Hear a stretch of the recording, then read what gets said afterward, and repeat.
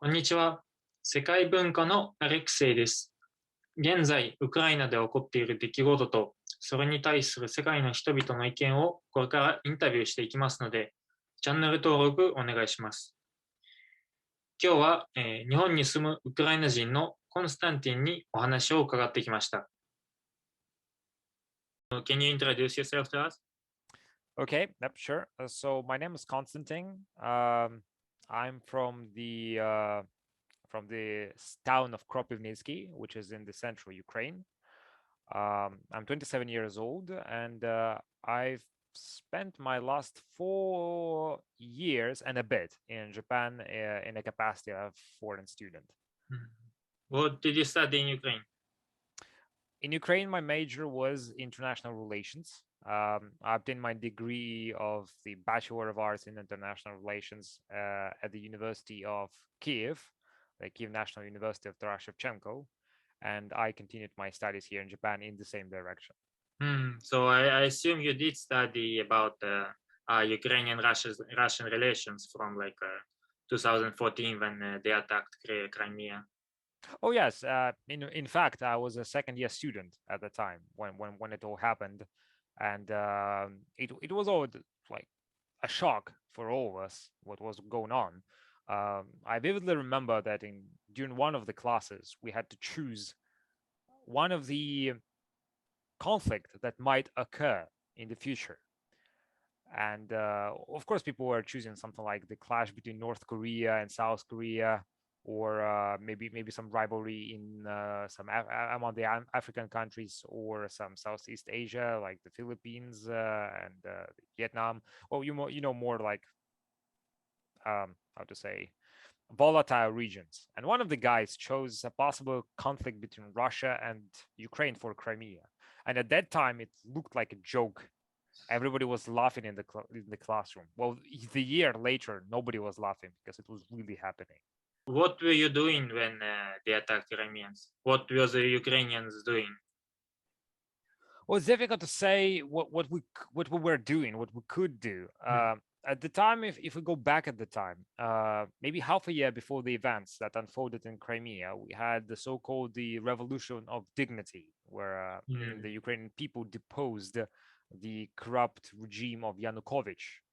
Basically, the idea was that Yanukovych decided to change the foreign political direction of Ukraine overnight by choosing not to sign the meticulously prepared treaty of cooperation with the European Union, and instead he opted to cooperate with Russia and to receive a 3 billion loan from the Russian Federation. And for many people, it was obvious that he was basically receiving dirty money from the Russians to drop the European choice.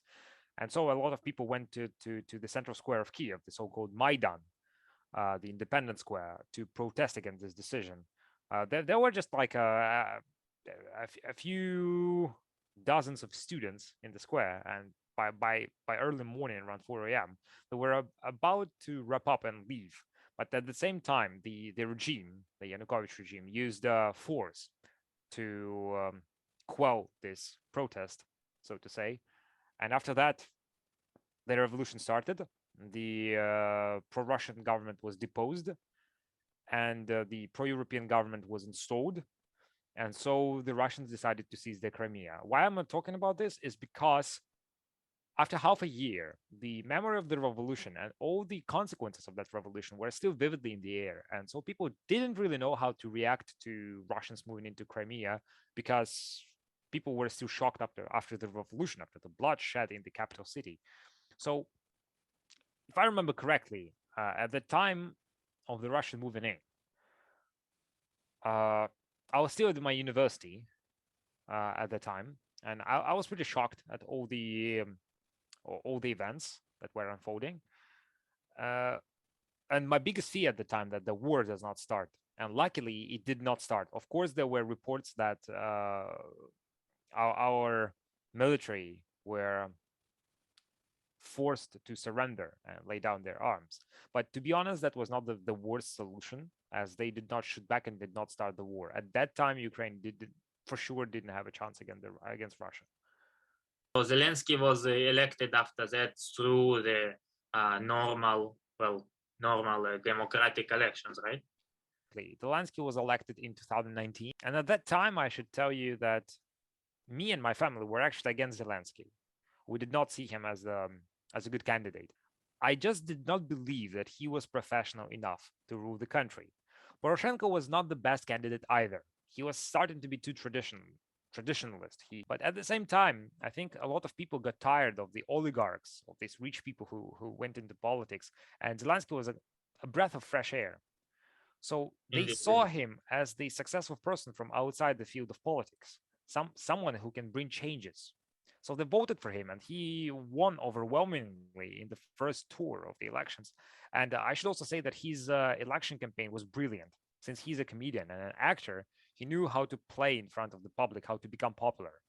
So that he did brilliantly. He also spoke a lot of Russian. So he appeared popular both to people who spoke Ukrainian, because he also addressed his Ukrainian electorate, but also to the people who spoke Russian, who were a bit alienated by Poroshenko, who was saying like one language, one faith, one army. Oh, that was it. But did you feel any changes in the life? Well, you were in Japan, but for your parents or for your friends in Ukraine? Well, to be honest, no. Thing is that Zelensky wanted to introduce some reforms, but there were still politicians from before, from the earlier times, who were kind of trying to slow down the reforms, because these reforms were hurting them financially. So they were talking a lot about all these reforms, but they were not coming. At the same time, there were some scandals involving politicians from Zelensky's party, like some car crash, traffic accident involving hurting people. So these definitely did not work well for Zelensky, and his rating actually was decreasing, because he was not showing himself as a professional politician. His team was not very, how to say, adept at what they were supposed to do. At least that was the image.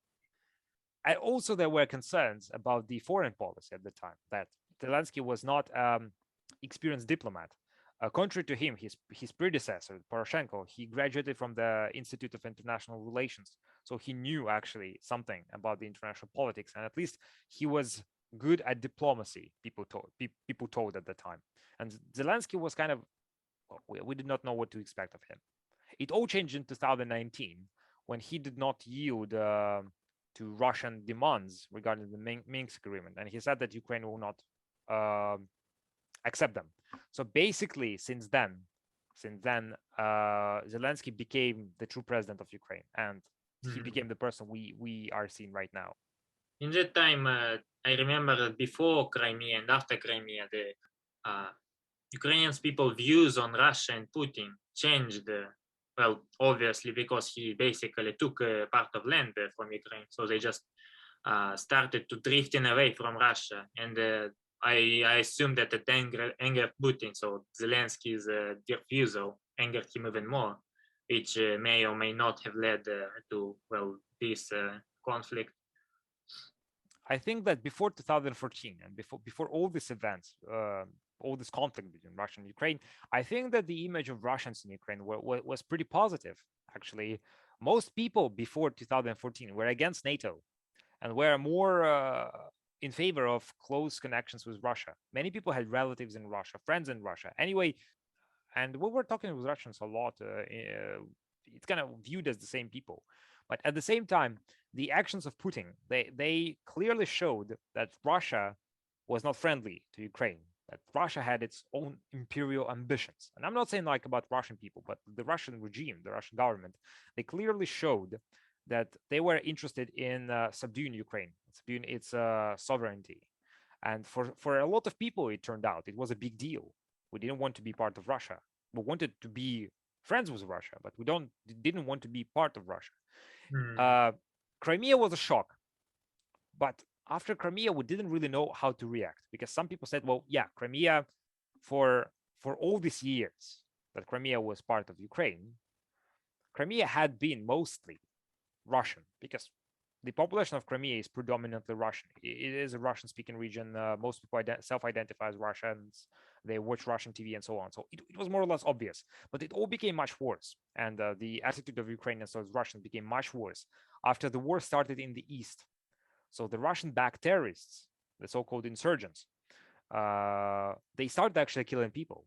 So if Crimea was a bloodless operation, okay, Russia took Crimea, but nobody died. I think only one military died, one Ukrainian soldier died, and it was more like an accident. But in the eastern part, the real war started. People were tortured, people were killed, and I think especially after our Ukrainian army moved in, and then the local insurgents suddenly started fighting the Ukrainian army with tanks and advanced weaponry. It was obvious that Russia was supporting them. Russia was supporting basically the act of killing Ukrainians. So for many people, it was a big deal, and people started viewing Russia as very, very hostile. At the same time, the Russian TV was showing Ukrainians as some, fascists, really, really bad people who want to kill Russian people, and so on and so forth. And we definitely didn't see as a true. I, for example, for all my life in Ukraine, I spoke Russian. I am a Russian ethnically, and for me, it was a shock. Even as a Russian, like, why are Russians coming here accusing us of being fascist, although we're not, accusing us of killing Russians, accusing us that we prohibit talking Russian? But obviously, I spoke Russian all my life, so I was like, what's going on? So for many people, it was a big deal, regardless of whether they're Ukrainians, Russians, whether they speak Ukrainian or Russian. It was a big deal, and since then the attitude toward Russia changed, and each year it was gradually becoming worse and worse, and it became I think the absolutely abysmal, the attitude towards Russians instilled during this open war that started just like a bit over a week ago.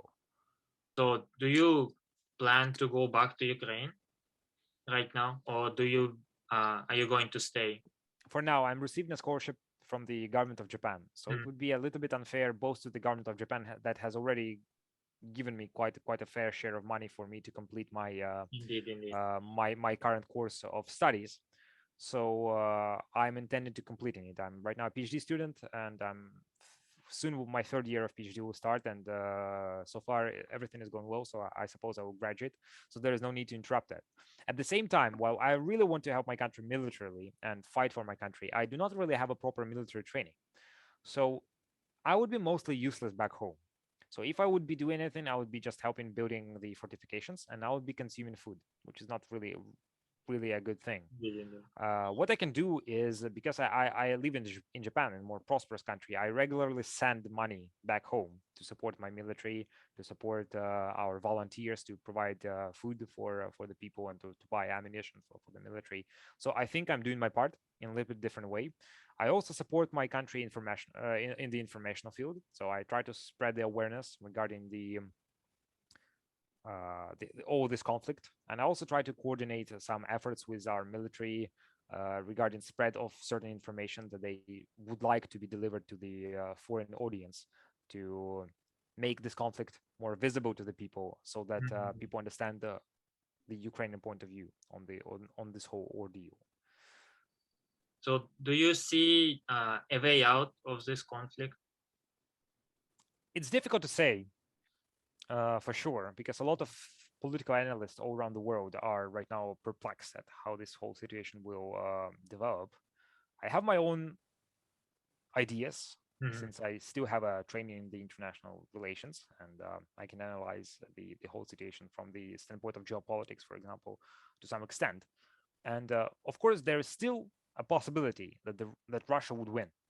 We can never throw it away, but this victory will not really bring any good to Russia. That we need to understand. Many people say that Russia has already lost this war, because the war in the modern war is, first of all, the war for the mind, and they lost the mind of Ukrainians. That is for sure. There are a lot of reports that Ukrainian people, even not soldiers, just regular Ukrainian people, are fighting against the Russians, either with the force of peaceful protests, although it's kind of oxymoron to say the force of peaceful protests, but still it works, because Russian soldiers see that they're not welcomed. They were told by the Russian military that they would be welcomed in Ukraine, that everybody would be saying oh, thank you, our heroes, for coming here and saving us from the military junta, which is our government. But it is not the case. People really hate Russians. They say bad things about them. They say go away in much ruder way, actually. So Russian soldiers feel very demoralized. And even if Russia manages somehow to take control of Ukraine, they would be forced to deal with a very angry population that will not cooperate and that will keep fighting, keep destroying military equipment, keep killing Russian soldiers. So they don't really have the resources to take control of such a big territory. They can try to split it, of course, but even then, it would be very difficult for them to control. So their main idea, since they cannot control, they want to destroy our government and put a new pro-Russian government.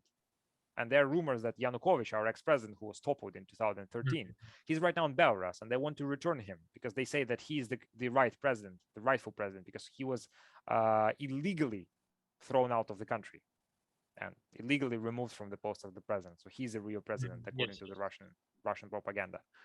So they want to change the government, and to do that, they need to take the capital city. And so far, all the indicators say that they cannot do it.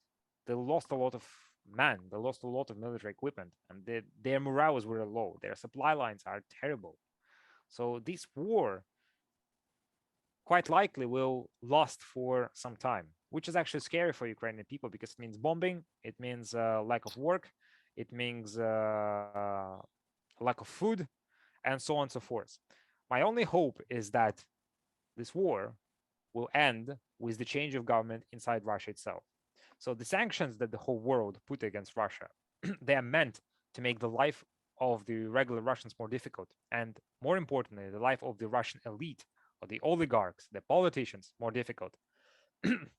So that these politicians and the people too would like to change the government, would like to remove Putin from his position, and then maybe the new government will be more likely to discuss peace. Yes. So that is the hope. Well, thank you for your time. It has been My pleasure. quite interesting. So we will see you next time. Slava Ukraini. Героям слава.